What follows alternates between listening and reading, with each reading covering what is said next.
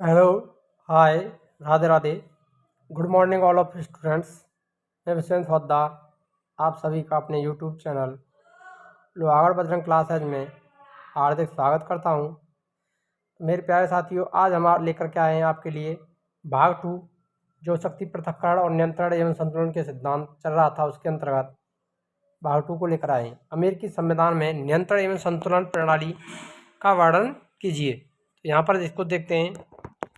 देखिए, अमेरिका के संविधान में शक्ति पृथक्करण का सिद्धांत अपनाया गया है, यानी शक्तियों का विभाजन किया गया है, केंद्र के मध्य में और राज्य के मध्य में।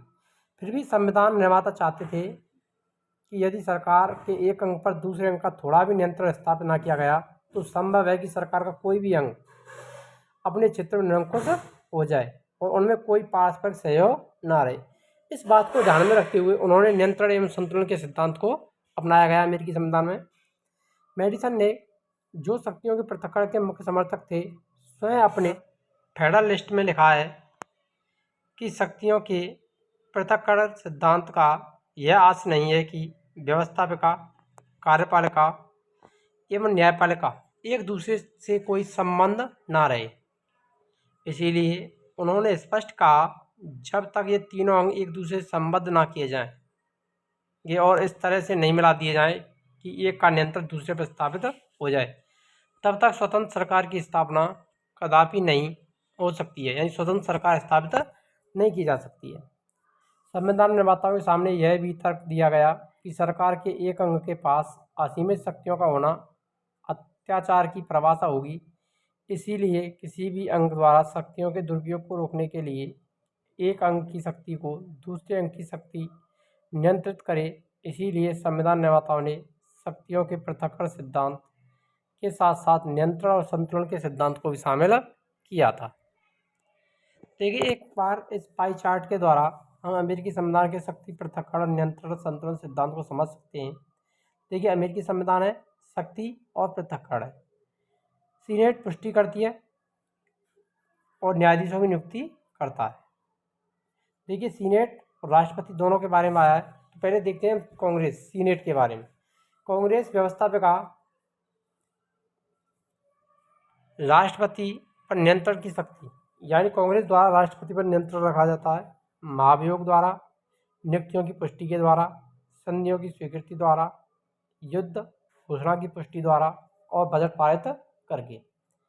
न्यायालय पर नियंत्रण करने की जो शक्ति है कांग्रेस की, वो देखते हैं। महाभियोग, न्यायाधीशों की संख्या तय करना, न्यायाधीशों की नियुक्ति की पुष्टि करना और निचले संघीय न्यायालयों का गठन करना। अब आता है बीच में जो आता है वो सर्वोच्च न्यायालय आता है इसके मध्य में, यानी दूसरा जो संघ है, न्यायपालिका है। कांग्रेस और राष्ट्रपति पर नियंत्रण की शक्ति सर्वोच्च न्यायालय के पास में होती है। कांग्रेस द्वारा निर्मित विधियों की व्याख्या करता है, प्रशासकीय कार्यों की वैधता की जांच करता है और न्यायिक पुनरावलोकन की शक्ति सर्वोच्च न्यायालय को दी गई है। अब बता, न्यायाधीशों की नियुक्ति कौन करता है? राष्ट्रपति करता है, यानी पृथक्करण में आ रहा है राष्ट्रपति न्यायाधीशों की नियुक्ति करेगा और कार्यपालिका संबंधी शक्ति इसके पास में होती है। कांग्रेस पर नियंत्रण की शक्ति राष्ट्रपति की, विधेयकों पर वीटो स्थापित करना, संदेश भेजना, विशेष अधिवेशन बुलाना राष्ट्रपति का कार्य है। और न्यायपालिका पर नियंत्रण किस प्रकार से रखता है राष्ट्रपति, ये भी देखिए। न्यायाधीशों की नियुक्ति करता है, संघीय अपराधों के लिए क्षमादान करता है। अतः नियंत्रण और संतुलन का जो सिद्धांत है अमेरिकी संविधान में, इसी प्रकार से आता है। इसी से अमेरिकी संविधान में शक्ति पृथक्करण एवं संतुलन और नियंत्रण का सिद्धांत कहा जाता है। आगे देखते हैं हम, अमेरिकी संविधान में इस सिद्धांत को अपनाकर शक्ति पृथक्करण सिद्धांत की कमियों को दूर करने और उसके लाभों को प्राप्त करने का प्रयास किया गया था। इस सिद्धांत का उद्देश्य यह है कि शक्ति का नियंत्रण हो, ताकि सरकार का कोई भी अंग अपने क्षेत्र में अनियंत्रित शक्ति प्राप्त नहीं कर सके। इस उद्देश्य की पूर्ति के लिए शासन के विभिन्न अंगों को एक दूसरे के क्षेत्राधिकार में कुछ शक्ति प्रदान की गई। अतः यह इन निम्न उदाहरणों से इसको स्पष्ट किया जा सकता है। कांग्रेस की शक्ति को नियंत्रित करने की जो व्यवस्था है उसके बारे में देखते हैं। कांग्रेस को व्यवस्थापन के क्षेत्र में शक्तियाँ दी गई हैं, यानी व्यवस्थापिका के संबंध में कांग्रेस को कुछ शक्तियाँ प्रदान की गई हैं, लेकिन राष्ट्रपति और न्यायालय द्वारा अवरोध की व्यवस्था भी कर दी गई है, यानी वो कांग्रेस की शक्तियों पर कुछ नियंत्रण रख सकते हैं। कांग्रेस द्वारा पारित सभी विधेयकों के लिए आवश्यक होता है कि कानून बनने से पहले उन्हें राष्ट्रपति की स्वीकृति मिलनी चाहिए। यानी कोई भी कांग्रेस कोई भी विधेयक लाए उस पर राष्ट्रपति की स्वीकृति प्राप्त होना आवश्यक है। विधेयकों की स्वीकृति के विषय में राष्ट्रपति 2 प्रकार के वीटो रखता है, वैधानिक वीटो यानी कानूनी वीटो, और भी दूसरा आता है परंपरागत वीटो। परंपरागत वीटो, ये 2 प्रकार के वीटो की शक्ति प्राप्त है विधेयकों पर राष्ट्रपति को। वैधानिक वीटो निलंबन का निषेधाधिकार है। ये वैधानिक जो वीटो वो क्या, निलंबन का अधिकार है, यानी कोई भी विधेयक आता है तो उसको निलंबित कर सकता है राष्ट्रपति। इसके अंतर्गत राष्ट्रपति को यह अधिकार है कि वह किसी भी विधेयक को अस्वीकार कर सकता है, और साथ ही साथ कांग्रेस को भी यह अधिकार है कि राष्ट्रपति द्वारा अस्वीकृत इस प्रकार के विधेयक को पुनः पारित कर दे।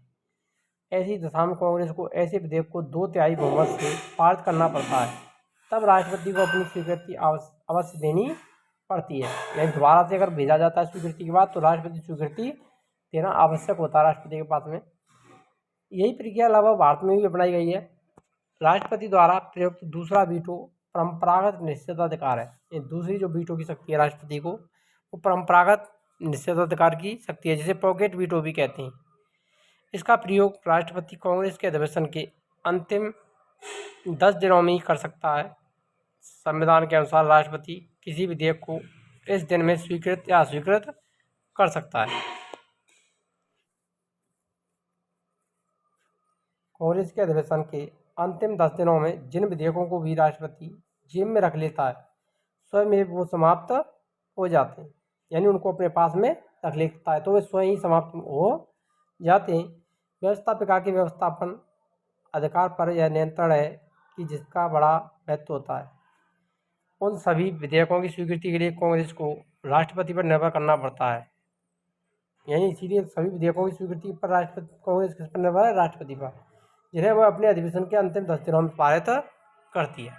कांग्रेस पर न्यायपालिका का भी नियंत्रण रहता है। न्यायपालिका कांग्रेस के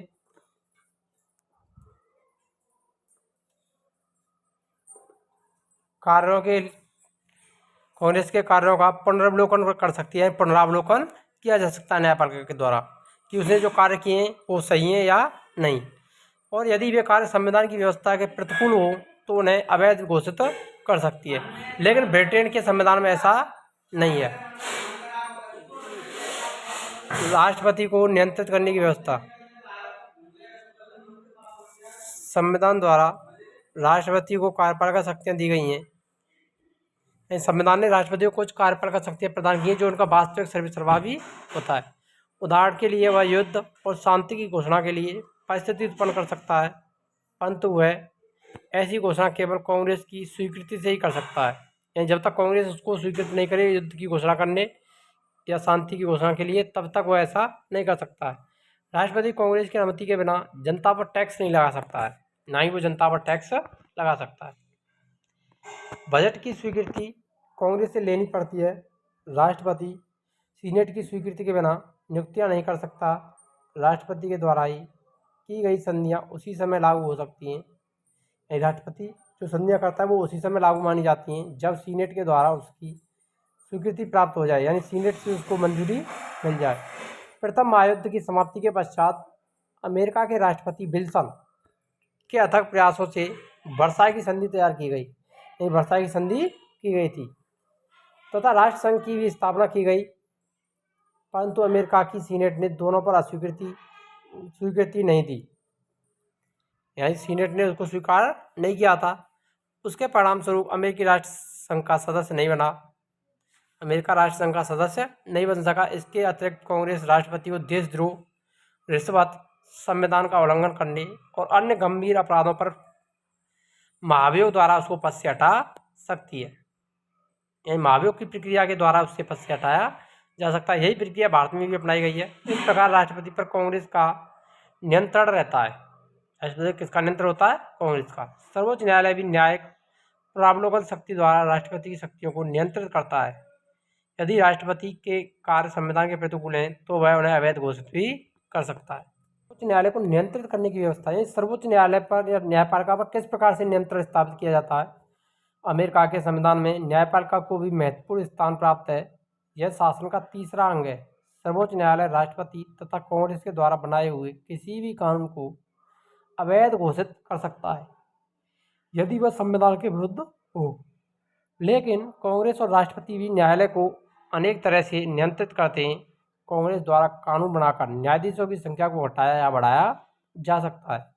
न्यायाधीशों को कांग्रेस महाभियोग द्वारा पद से हटा सकती है। कांग्रेस न्यायाधीशों के वेतन और भत्तों को कानून द्वारा घटा या बढ़ा सकती है। यह संघीय न्यायालय के क्षेत्राधिकार को सीमित करती है। यदि सर्वोच्च न्यायालय कोई अनुचित निर्णय दे तो कांग्रेस संविधान में संशोधन करके उसे उचित घोषित कर सकती है और लागू कर सकती है। सर्वोच्च न्यायालय के न्यायाधीशों की नियुक्ति राष्ट्रपति करता है। यानी न्यायाधीशों की नियुक्ति कौन करता है? राष्ट्रपति। राष्ट्रपति को यह अधिकार प्राप्त है कि न्यायपालिका द्वारा दंडित किसी भी व्यक्ति को वह क्षमा कर सकता है, उसका दंड कम भी कर सकता है या दंड स्थगित कर सकता है। हरमन फाइनट ने इसके बारे में कहा है, संविधान निर्माताओं के संविधान संबंधी सभी प्रयोजन पूर्ण हुए हो ऐसी बात नहीं, किंतु शक्ति पृथक्करण सिद्धांत को क्रियान्वित करने में उन्हें पूर्ण सफलता मिली थी। बियर्ड ने भी कहा है, चाहे शक्तियों के पृथक्करण सिद्धांत में कुछ खामियां हों, फिर भी यह सिद्धांत अमेरिकी शासन व्यवस्था की प्रधान विशेषता है और यह तथ्य अमेरिकी शासन और राजनीति के स्पष्ट व्यवहार में बार बार प्रकट हो चुका है। अब आती है आलोचना। इस सिद्धांत की आलोचना किस प्रकार से की जाती है? देखिए, आलोचकों के अनुसार ना तो शक्ति पृथक्करण ही दोष रहित व्यवस्था है और न नियंत्रण और संतुलन प्रणाली। शक्ति पृथक्करण द्वारा एक ओर तो सरकार के तीनों अंगों को एक दूसरे से पृथक और स्वतंत्र रखा गया है और दूसरी ओर नियंत्रण और संतुलन द्वारा एक विभाग को दूसरे विभाग में हस्तक्षेप करने का अधिकार भी दिया गया है। एक ही कार्य को विभिन्न विभागों द्वारा संपादित किया जाता है तो सीनेट उन्हें अनुमोदित करती है, कांग्रेस विधि निर्माण करती है तो राष्ट्रपति उन्हें स्वीकृति देता है, न्यायपालिका उसकी वैधानिकता की जांच करती है। इसका परिणाम यह है कि शासन में गतिरोध और उलझन पैदा होती है। इसी कारण लॉस्की ने कहा, शक्तियों के पृथक्करण का दृश्य शक्तियों के संभ्रम का दृश्य है। ये कथन किसका है? लॉस्की का। बियर्ड ने कहा है, नियंत्रण और संतुलन द्वारा शक्ति पृथक्करण के दोषों को दूर करने की अपेक्षा बढ़ता ही है। अब आएंगे इस सिद्धांत की आलोचना के आधार। देखिए, इस सिद्धांत के आलोचना के आधार कौन कौन? कोई ना कोई शासनांग अधिक प्रभावशाली, यानी अमेरिकी संविधान में कोई भी जो भी शासन का अंग है वो अधिक प्रभावशाली है। अमेरिका में शासन के अंग औपचारिक रूप से पृथक हैं, वे अपने क्षेत्र में स्वतंत्र और सार्वभौमिक हैं। संविधान में उन्हें समान स्तर दिया गया है, फिर भी आलोचकों के अनुसार कोई ना कोई अंग बहुत ज़्यादा प्रभावशाली हो जाता है। रेडियो, प्रेस, सम्मेलन, टीवी, संरक्षण अधिकार तथा नौकरशाही के माध्यम से राष्ट्रपति कांग्रेस को नियंत्रित करता है तथा न्यायिक निर्णयों पर अनुचित प्रभाव डालता है। दूसरा आता है नेतृत्व की कमी। वर्तमान युग में शासन कार्य और संगठन की पेचीदगियों को सुलझाने के लिए नेतृत्व की आवश्यकता होती है, लेकिन शक्ति पृथक्करण का सिद्धांत नेतृत्वहीन शासन प्रणाली की नींव डालता है। अमेरिकी संविधान ने कार्यपालिका और विधायिका शक्तियों को अलग अलग कर दिया, जिससे निरंतर प्रतिद्वंद्विता की संभावना है तथा समन्वय की कमी। सरकार के अंगों की पृथकता के कारण अमेरिकी शासन में समन्वय और सहयोग की कमी हो जाती है। परिणाम स्वरूप शासन में एकता नहीं आती, प्रत्येक कार्य के संपादन में विलंब होता है।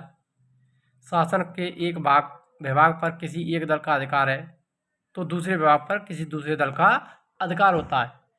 इसके फलस्वरूप कार्यपालिका व्यवस्था में संघर्ष होने की संभावना अधिकतर रहती है। जैसे 1943 में कांग्रेस ने राष्ट्रपति रूजवेल्ट के नेतृत्व में विद्रोह प्रस्तुत किया और राष्ट्रपति द्वारा अनुमोदित कई प्रस्ताव अस्वीकृत कर दिए गए।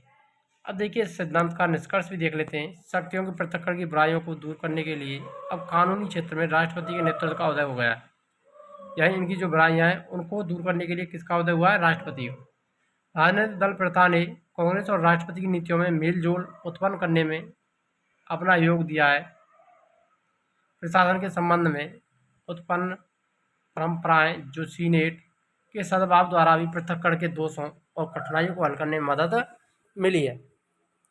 देखिए, वीडियो अच्छी लगी हो तो आपको वीडियो को लाइक करें, शेयर करें और चैनल को सब्सक्राइब कर लें। ये नियंत्रण और संतुलन का सिद्धांत यह महत्वपूर्ण जरूर होने वाला है।